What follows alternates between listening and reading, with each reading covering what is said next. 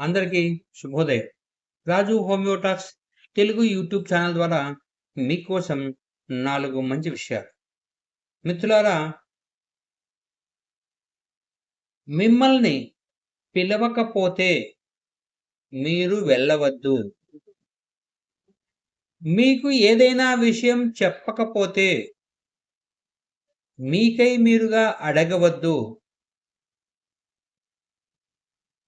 ముఖ్యమైన విషయమైనా ఆలస్యంగా చెప్పినా సరే మీరు దాన్ని పట్టించుకోవద్దు.